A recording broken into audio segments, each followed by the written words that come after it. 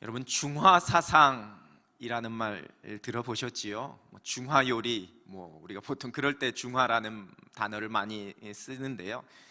이 중국의 한족은 예로부터 이 중화사상을 통해서 자기 민족의 그 우월성을 자랑했다고 합니다. 자기 민족이 세계의 중심이 되는 가장 문명화된 민족이라 이런 의미에서 중화라는 이 단어를 사용했습니다. 이 중은 지리적 또 문화적으로 가운데, 중심, 중앙이라는 뜻이 있고, 화는 뛰어난 문화라는 의미를 가지고 있습니다.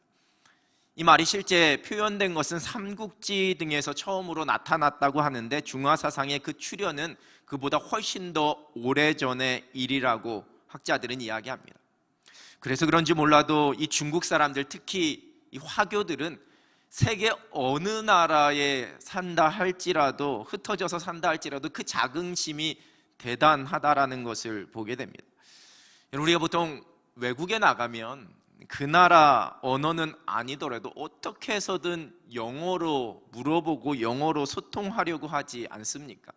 그런데 이 모든 중국 사람들이 다 그런 것은 아니지만, 가끔 우리나라를 방문한 이 중국 관광객들이 우리에게 무언가를 물어볼 때 전혀 꺼리끼지 않고 그냥 중국말로, 중국어로 물어보는 경우가 많습니다. 반대로 우리가 중국을 방문하게 되었을 때 그들에게 영어로 물어보게 되면 그들은 전혀 아랑곳하지 않고 그냥 자기들이 하고 싶은 말을 중국어로 그렇게 말하는 것을 종종 보게 됩니다. 저도 몇 번 경험을 해봤습니다. 좀 당황스럽긴 하지만 영어를 잘못하면 그냥 막 주눅드는 우리의 모습에 비해서 오히려 그 당당함이 조금은 부러웠습니다. 여러분, 요즘 특히 젊은 사람들이 사용하는 표현 중에 부심이라는 표현이 있습니다. 들어보셨는지요? 부심. 이게 사전적 정의 말고요, 마치 은어처럼 이 인터넷이나 젊은 사람들 중심으로 사용하는 이 말은 생각하시는 대로 자부심이라는 이 단어에서 비롯되었습니다. 예를 들어 차부심 이렇게 이야기하면 자신이 타고 다니는 이 차에 대해서 자랑하는 마음입니다. 학교부심, 옷부심, 나이부심, 집부심, 직장부심, 자식부심, 이렇게 표현합니다.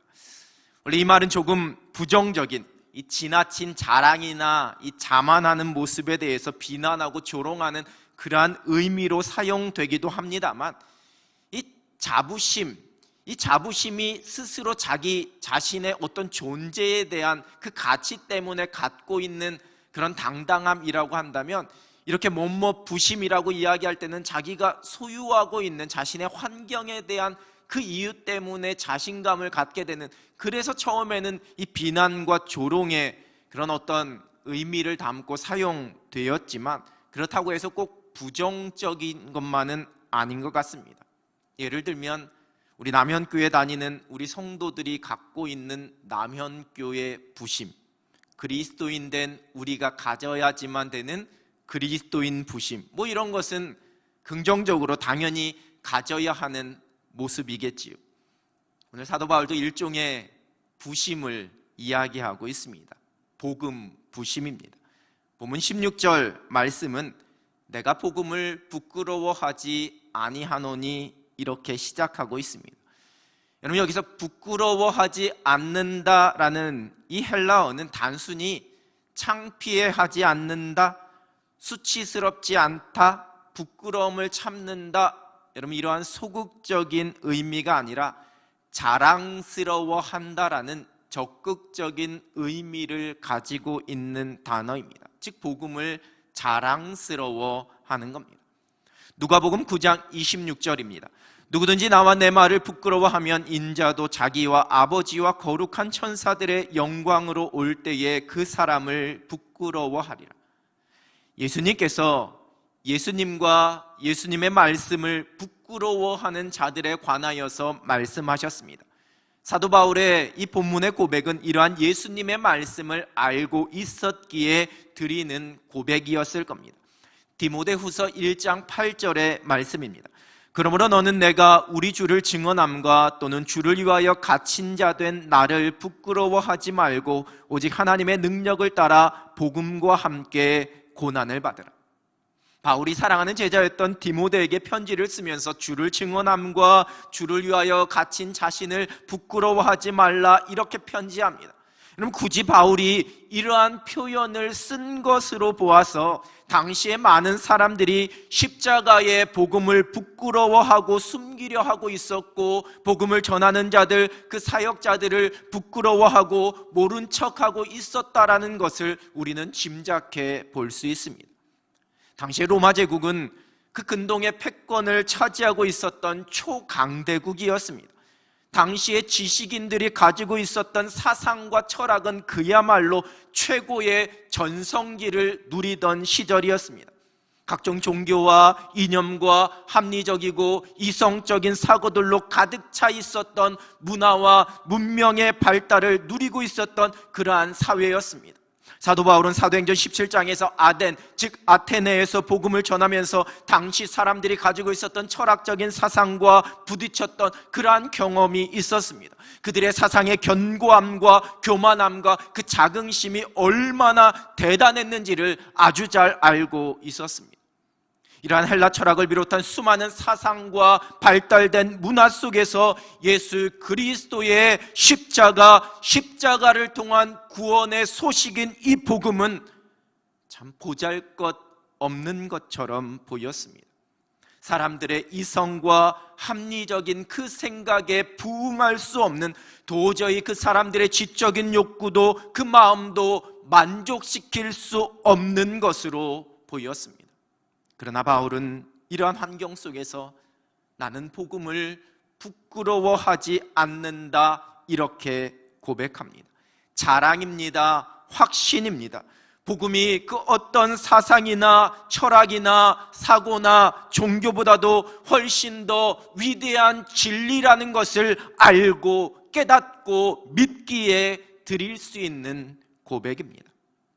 그리고 이렇게 자신이 복음을 부끄러워하지 않는, 자신이 복음을 자랑하는 그 이유를 본문 16절 하반절에서 이 복음이 모든 믿는 자에게 구원을 주시는 하나님의 능력이 되기 때문이다 이렇게 선포합니다. 고린도전서 1장 18절의 말씀입니다. 십자가의 도가 멸망하는 자들에게는 미련한 것이요 구원을 받는 우리에게는 하나님의 능력이라.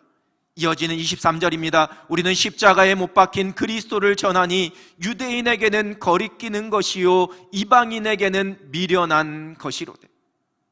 사람들은 십자가의 복음이 미련한 것이요 거리끼는 것이요 어리석은 것이라 말도 안 되는 주장이다 이렇게 말합니다. 자신들이 믿고 있는 그 신념이, 그 철학과 그 모든 사상들이 이성적이고 합리적이라 주장하는 생각들이 복음보다 훨씬 더 그럴싸하고 고상하고 진리인 것처럼 여깁니다. 그러나 성경은 참 단순하고 간단해 보이지만 오직 십자가의 복음만이 우리를 구원하시는 하나님의 능력임을, 십자가에 못 박히신 그리스도만이 가장 완벽한 진리요 구원의 능력이라는 것을 말씀해 주고 계십니다. 우리가 잘 알고 있듯이 사도 바울이 만일 이 복음에 붙잡힌 바 되지 않았더라면 얼마든지 사도 바울은 편안한 삶, 사람들에게 인정받고 권력을 가진 그러한 삶을 살아갈 수 있었을 것입니다. 로마 시민권자의 최고의 가문, 최고의 문벌에서 공부한 사람이었습니다. 그러나 바울은 복음으로 인해, 그 복음에 붙잡히만 된 그의 삶으로 인해 수많은 고난과 어려움, 그 죽을 고비를 넘기면서 살았습니다. 그리고 결국 복음으로 인해 순교하게 되었습니다. 그러나 그러한 핍박과 환난, 예고되어져 있는 그 죽음의 두려움도 그 바울이 복음을 부끄러워할 이유가 되지 못했습니다. 그로 인해서 복음에 대한 그의 믿음과 그의 고백이 흔들리지 않았습니다. 오히려 더 견고해졌습니다. 복음이 유대인들에게 거리끼는 것임을 알고 있었기에 자신에게 찾아올 그 고난이 오히려 당연한 것이라고, 복음으로 인해 당하는 그 핍박이 당연한 것이라고 고백하면서 그 상황 속에서 조금도 흔들리지 않고 오히려 더 복음을 굳게 붙잡았습니다. 복음을 전하는 일에 더 큰 열심을 내었습니다. 사도행전 20장 24절입니다. 내가 달려갈 길과 주 예수께 받은 사명 곧 하나님의 은혜의 복음을 증언하는 일을 마치려 하면은 나의 생명조차 조금도 귀한 것으로 여기지 아니하노라. 사도 바울에게는 복음을 위해서라면 자신의 생명조차 조금도 귀한 것으로 여기지 않을 정도로 복음에 대한 자랑이 있었습니다. 다메섹 동산에서 예수님을 만난 그 이후로 이 복음에 대한 고백이, 복음의 능력에 대한 그 믿음이, 복음에 대한 감격이 조금도 흔들리거나 변하지 않았습니다. 복음은 곧 하나님의 능력입니다. 복음은 우리를 구원하시는 하나님의 능력이 됩니다. 십자가의 복음은 우리를 하나님께로 인도하는 영원한 생명을 허락하시는 유일한 길이요 능력입니다. 그래서 이 복음을 부끄러워하지 않습니다. 복음을 자랑합니다. 복음을 붙잡는 믿음이, 복음을 고백하는 그 믿음이, 복음을 통해 누리게 되는 그 구원의 확신이 흔들리지 않습니다. 어떠한 상황에도, 어떠한 환경에도, 어떠한 핍박과 조롱에도 흔들리거나 결코 타협하지 않습니다. 복음이 하나님의 능력, 우리를 구원하시는 하나님의 능력이 되기 때문입니다. 본문 17절은 복음에 하나님의 의가 나타났다, 이렇게 말씀합니다.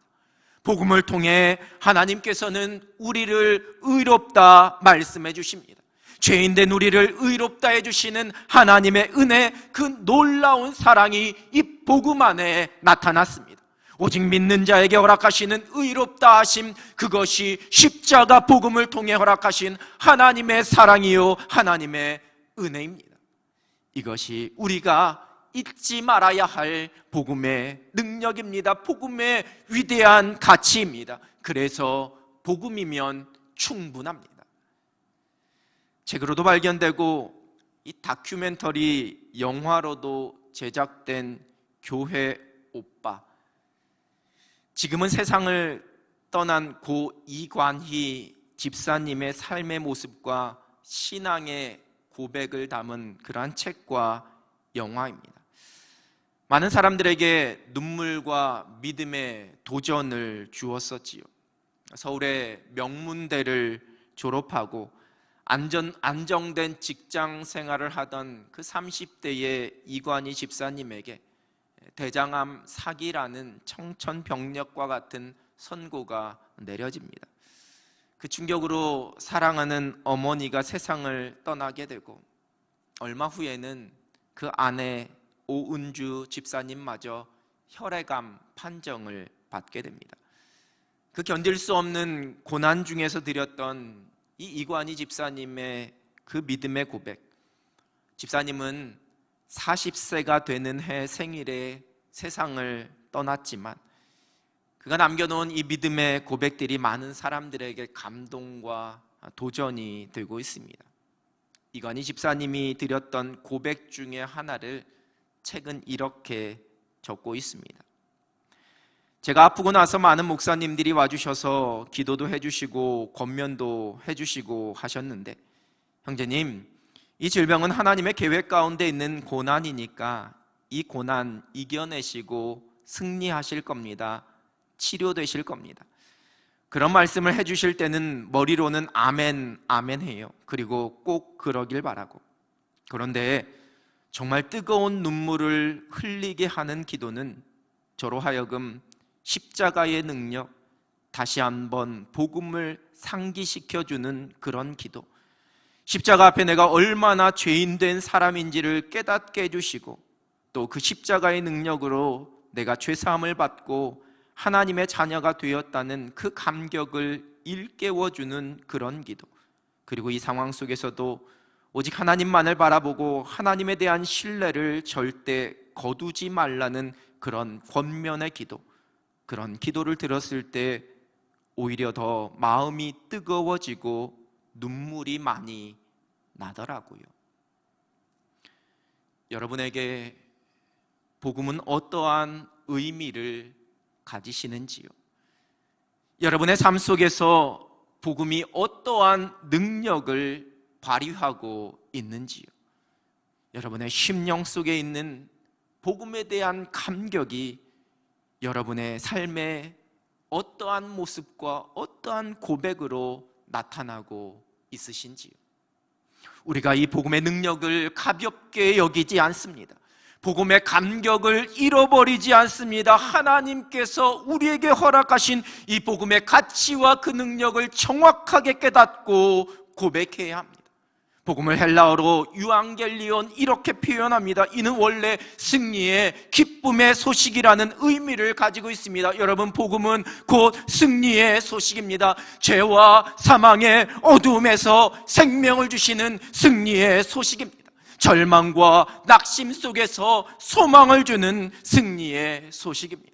사망의 두려움 속에서 우리에게 주신 복음의 능력이 우리로 생명의 은혜를 누리게 합니다. 저 깊은 나락 속에서도 우리에게 허락하신 이 복음의 능력이 우리를 다시 한번 일으켜 줄 수 있습니다. 깊은 절망 속에서도 복음의 능력이 우리로 다시 한번 힘과 용기를 내게 해줄 수 있습니다. 깊은 두려움과 염려 속에서도 복음의 능력이 우리로 하늘의 평안을 누리게 해줍니다. 억울하고 속상한 상황 속에서도 이 복음의 능력이 우리에게 위로를 주십니다. 왜냐하면 우리는 복음으로 말미암아 승리를 누릴 사람들이기 때문입니다. 승리의 소식인 복음이 우리로 하여금 모든 것에서 승리케 하시기 때문입니다.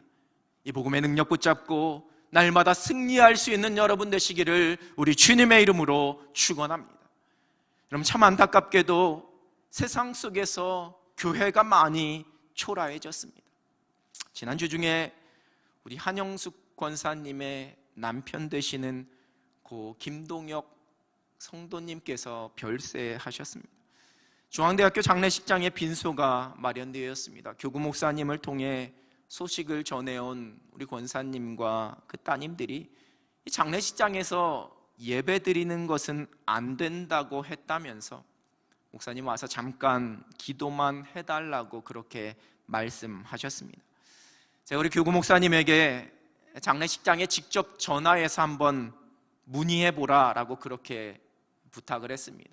이 정부 지침으로는 장례식장은 이 사회적 거리두기 2.5단계에서 50명 미만까지 조문이 가능한 것으로 알고 있는데, 이 단체 조문이 아니라 장례 예배 자체를 금지하는 규정이 있는 것인지를 한번 확인해 보라, 그렇게 이야기했습니다. 교구 목사님이 전화하고 제게 들려준 이야기는 구체적으로 예배를 금지하는 규정이 있는 것이 아니라 다른 옆 빈소에 방해나 불편이 되지 않게 해달라는, 조심해달라는 그러한 이야기인 것 같았습니다. 그리고 발인할 때도 집례자인 목사가 안치실에 같이 동행할 수 없다라는 그러한 내용이었습니다. 그래서 마지막에 덧붙이기를, 장례식장에서 하지 말라고 하는데 왜 교회에서 무리하게 하려고 하느냐라는 식의 방어적인 투로 이야기했다라는 말을 제가 전해드렸습니다. 교구 목사님이 통화하면서 우리도 억지로 하려는 것이 아니라 어느 정도까지 허용되는지를 묻는 거라고, 적극적으로 우리 교회도 협조하고 있다라고 이야기하고 통화를 마쳤다고 합니다. 이 말을 듣고 참 속상하고 한편으로는 마음이 불편했습니다. 아니길 바라지만 그 전해진 느낌으로는 사회적으로 교회에서 모여 예배드리는 것에 대해 좋지 않은 시선과 자꾸 비판적으로 보게 되니까 너도 나도 그러한 감정과 마음을 가지고 교회를 대하고 있는, 심지어 유족들의 입장을 먼저 생각해야 하는 장례식장에서도 그런 선입견을 가지고 방어적으로 교회를 바라보고 있는 것은 아닌가, 이러한 생각을 하게 되었습니다. 여러분, 물론 몇몇 교회의 지혜롭지 못한 모습으로 인해 사회적으로 교회가 비난을 받고 있는 안타까운 상황입니다. 잊혀질만 하면 터지는 목회자, 물론 이단 목회자들이 더 많지만 그들의 비윤리적인 행동과 부끄러운 모습들로 인해 볼 때마다 참 힘이 듭니다.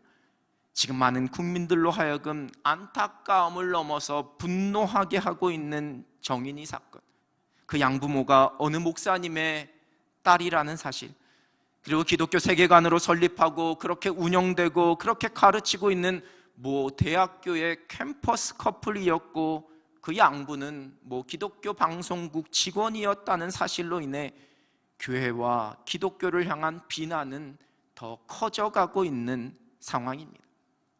사람들이 교회가 왜 그러냐 말할 때마다 내가 그리스도인이라고 드러내는 것이 꺼려지는 사회적 풍조가 되어버렸습니다.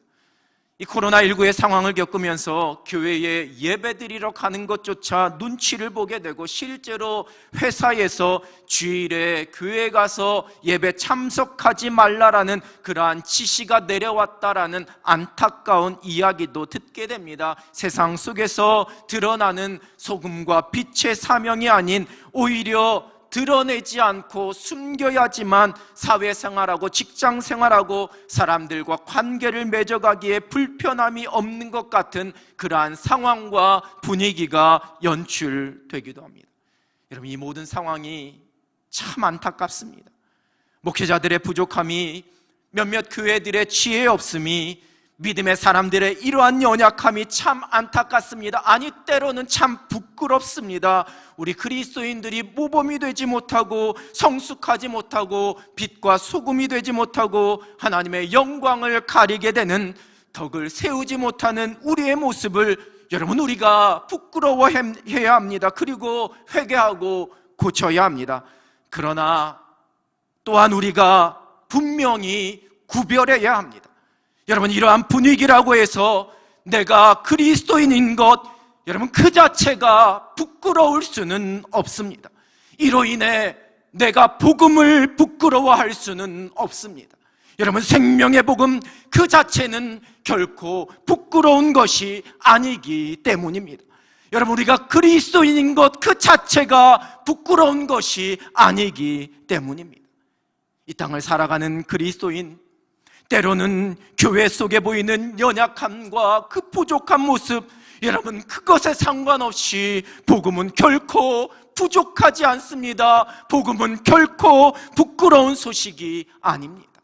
교회의 모습이, 먼저 된 그리스도인들의 모습이 어떠하든지 그 연약한 모습에 상관없이 복음의 능력 그 자체는 변하지 않습니다. 약해지지 않습니다. 오히려 우리가 복음의 능력, 그 감격에 빠지게 될 때 이 모든 연약함이 회복될 수 있습니다.